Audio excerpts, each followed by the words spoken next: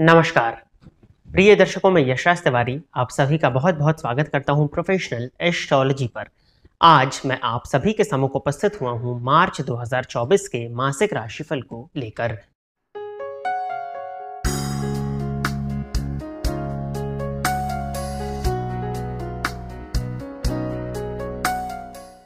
इस मासिक राशिफल में हम चर्चा करने जा रहे हैं आपके कार्यक्षेत्र के विषय में, आपके आर्थिक पक्ष के विषय में, आपके पारिवारिक जीवन, दाम्पत्य जीवन, संतान सुख के विषय में।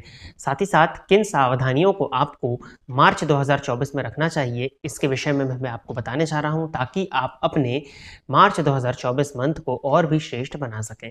जैसा कि आप सभी दर्शक जानते हैं, जो राशिफल का कार्यक्रम होता है वो मैं आपको आपकी चंद्र राशि के आधार पर बताता हूँ, यानी कि आपकी जन्म कुंडली में चंद्रमा जिस भी राशि में बैठे हैं वही आपकी चंद्र राशि है और उसी राशि के आधार पर आप इस राशिफल को देख सकते हैं। इसके साथ ही साथ यदि आप अपनी चंद्र राशि के विषय में नहीं जानते हैं तो आप अपनी नाम राशि के आधार पर भी इस राशिफल को देख सकते हैं। नाम राशि का जो चार्ट है वो आपको वर्तमान समय पर स्क्रीन पर दिख रहा है, तो आप उस चार्ट के हिसाब से इस वीडियो को पॉज करके अपनी नाम राशि के विषय में भी जान सकते हैं। यदि आप इस कार्यक्रम को देखते हैं और इस कार्यक्रम से आपका कुछ भी लाभ होता है तो आप इस वीडियो को लाइक करिए, साथ ही साथ इस चैनल को सब्सक्राइब करिए, ताकि इन फ्यूचर जो भी कंटेंट मेरे द्वारा इस चैनल पर अपलोड किया जाता है उसका नोटिफिकेशन आपको मिलता रहे। इस कार्यक्रम से यदि आपका कुछ भी लाभ होता है तो आप इस वीडियो को ज़्यादा से ज़्यादा लोगों के साथ में शेयर करें, ताकि उनका भी लाभ हो और उसका माध्यम आप बने।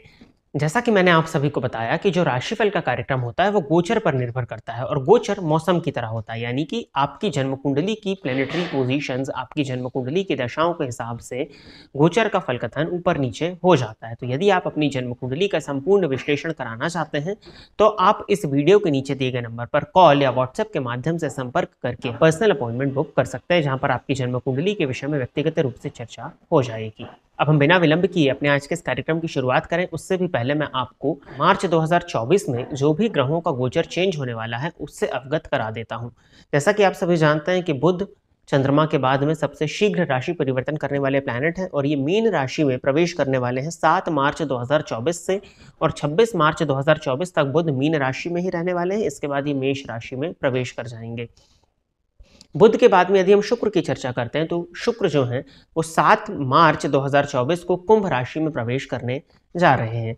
सूर्य को अगर देखते हैं तो मीन राशि में ये प्रवेश करेंगे 14 मार्च 2024 के बाद में, और मंगल का राशि परिवर्तन 15 मार्च 2024 को होगा। वो अपनी उच्च राशि मकर राशि को छोड़ करके शनि की मूल त्रिकोण राशि कुंभ राशि में प्रवेश कर जाएंगे। तो यही कुछ 4 ग्रहों का गोचर इस मंथ में होने जा रहा है। इन्हीं के आधार पर मूलतः आपका मासिक राशिफल होने जा रहा है। बाकी जो वार्षिक राशिफल है फरवरी 2024 का, जिसमें राहु, गुरु और शनि के गोचर पर विशेष रूप से चर्चा की गई है, उसका लिंक भी इस वीडियो के डिस्क्रिप्शन बॉक्स में, तो जाकर के आप वो भी चेक कर सकते हैं। अब हम बिना विलंब किए अपने आज के इस कार्यक्रम की शुरुआत करते हैं। अब हम चर्चा प्रारंभ करते हैं। राशियों के क्रम में तीसरी राशि अर्थात मिथुन राशि के जातकों के लिए कैसा रहने वाला है मार्च 2024 का ये मंथ। मिथुन राशि के जातकों के लिए जो राशिश होते हैं वो बुध होते हैं। अब राशिश बुध 7 मार्च के बाद में गोचर कुंडली के दशम भाव में गोचर करने जा रहे हैं। दशम भाव में बुध कारक होते हैं, नीच राशि में बैठे हुए हैं, परंतु गुरु चूंकि लाभ भाव में है और अपने मंगल के घर में है, मंगल उच्च राशि में है, जिसके चलते बुध का नीचत्व यहाँ पर भंग होता हुआ दिखाई दे रहा है। अब बुध राहु की युति जन्म कुंडली के 10th हाउस में बनी हुई है, तो देखिए करियर के पॉइंट ऑफ व्यू से तो अच्छा है।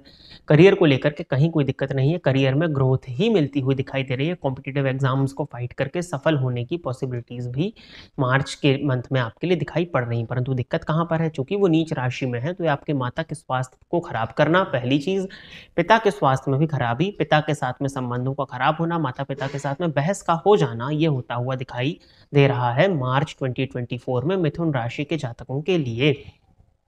लग्नेश राशिश दशम स्थान में बैठे हुए हैं, तो राशिश दशम स्थान में बैठेंगे तो आपको प्रेरित करेंगे किस चीज के लिए, अत्यधिक कर्म करने के लिए। परंतु लग्नेश होता है आपका मन, आपका क्योंकि चंद्र कुंडली की बात चल रही है तो आपके मन को प्रदर्शित करेगा। वो राहु के साथ में है तो मन में बहुत से प्रकार के भ्रम भी आपके उत्पन्न होंगे, कई कंफ्यूजन्स आपको देखने में मार्च 2024 मंथ में मिल सकते हैं, जिसके लिए मैं कुछ उपाय आपको आगे चल करके बता दूंगा।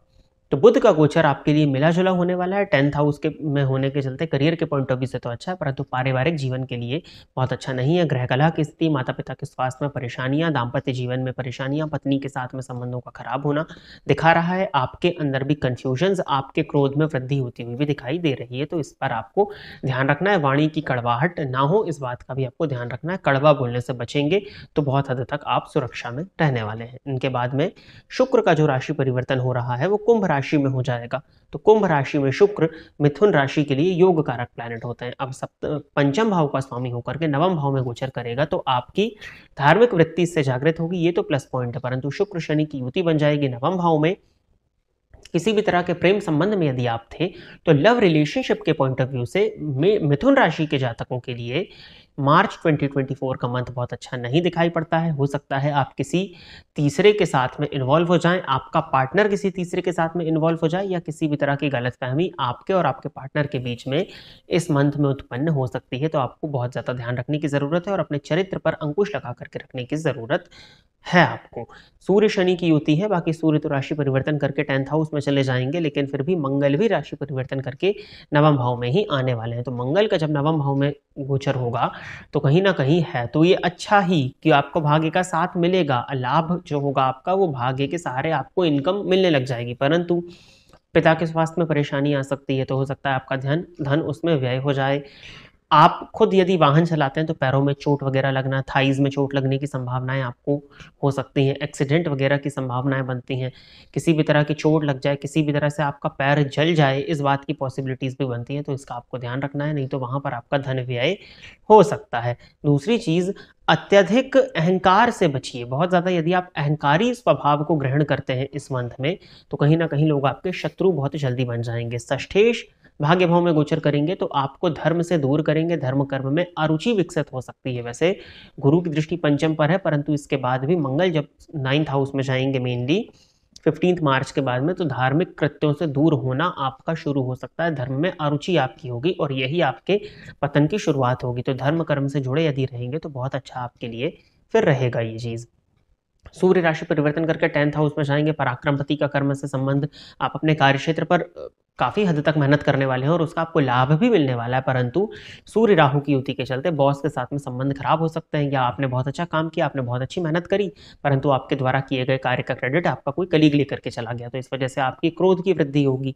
तो इन सब चीज़ों पर आपको बहुत ज़्यादा ध्यान देना है और हर एक कदम को फूंक फूंक करके रखना है। अपने स्वभाव पर यदि आप नियंत्रण रखते हैं, अपने कन्फ्यूजन्स को यदि आप कम करते हैं, तो आप इस परेशानी से काफ़ी हद तक बच जाएंगे। रही बात शुक्र शनि की युति है, 9th हाउस में है, तो मैंने आपसे बताया कि अगर आप रिलेशनशिप में तो बचिए, अपने जीवन साथी का भी सम्मान करिए। जीवन साथी का यदि आप सम्मान करते हैं, जीवन साथी की भावनाओं का सम्मान करते हैं, जीवन साथी के साथ में थोड़ा सा वक्त अगर आप बिताते हैं, थोड़ा सा उनके साथ में कहीं घूमने को जाते हैं, तो आप लोगों के बीच के संबंध फिर अच्छे होंगे, क्योंकि शुक्र शनि की युति है तो नवम भाव में ही एटलीस्ट, तो फिर इसमें हम पॉजिटिविटी ढूंढ करके ला सकते हैं। बाकी उपाय जो हैं, कुछ उपाय, क्योंकि देखिए बुध राहु की युति तो और सूर्य राहु की युति तो माता पिता के स्वास्थ्य में ग्रह कलह की स्थिति तो बनी रही है, तो उपाय पर हमको थोड़ा जोर देना होगा। और जो मैं उपाय आपको बता रहा हूँ उनको करिए। हनुमान जी के मंदिर में जाकर के नित्य हो सके तो, नहीं तो मंगलवार और शनिवार के दिन दर्शन करिए, हनुमान जी की 3 परिक्रमा करिए और वहाँ पर लड्डुओं का भोग लगा करके वहाँ के लोगों में अगर आप उस लड्डू को वितरित करें, हनुमान जी के प्रसाद को वितरित करें, तो वो उपाय आपके लिए इस मंथ में काफ़ी हद तक बेनिफिशियल होता हुआ मुझे दिखाई देता है। साथ ही साथ आपको नित्य हनुमान चालीसा का पाठ करना चाहिए अपने घर पर ही बैठ करके। प्रातःकाल स्नान करने के बाद में या सायंकाल स्वच्छ होकर के हनुमान जी की आराधना करिए, हनुमान चालीसा का पाठ करिए, तो ये उपाय आपके लिए अच्छा होगा। बाकी जिन सावधानियों को बरतने के लिए मैंने कहा, जैसे पिता का सम्मान करना है और पत्नी का सम्मान करना है, इन उपायों को भी आप करते चलेंगे तो आपके लिए फिर इस मंथ को हम शांति से ठीक ठाक एवरेज तरीके से निकाल सकते हैं। तो प्रिय दर्शकों, ये था मिथुन राशि के जातकों का राशिफल। आशा करता हूं कि मिथुन राशि के जातक मेरे द्वारा बताए गए इस राशिफल के कार्यक्रम से संतुष्ट होंगे। यदि आप इस कार्यक्रम को देखते हैं और इस कार्यक्रम से आपका कुछ भी लाभ होता है, तो आप इस वीडियो को लाइक करिए, साथ ही साथ इस चैनल को सब्सक्राइब करिए, ताकि इन फ्यूचर जो भी कंटेंट मेरे द्वारा इस चैनल पर अपलोड किया जाता है उसका नोटिफिकेशन आपको मिलता रहे। और इस कार्यक्रम से आपका कुछ भी लाभ होता है, तो आप इस वीडियो को ज़्यादा से ज़्यादा लोगों के साथ में शेयर करें, ताकि उनका भी लाभ हो और उसका माध्यम आप बने। आज के इस कार्यक्रम में बस इतना ही रखते हैं। नमस्कार।